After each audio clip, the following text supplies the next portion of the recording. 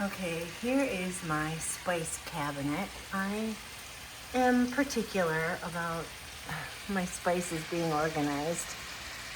So here you go. I am gonna try to put a link to all the different jars that I've got in here. I didn't know how to take them all out because it's not an unboxing anymore. I'm using these.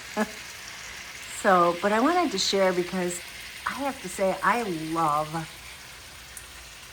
these jars, and I go get my spices in bulk from Penzies because I live in Madison, and Penzies has a beautiful store right there. I love the mural of flavor. I'm going to let you all know this is my favorite for chicken.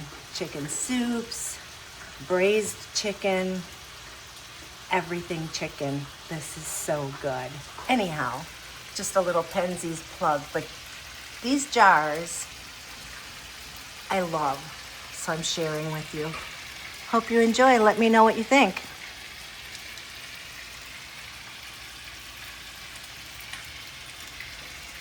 They have these bamboo covers with seals, you can kind of see.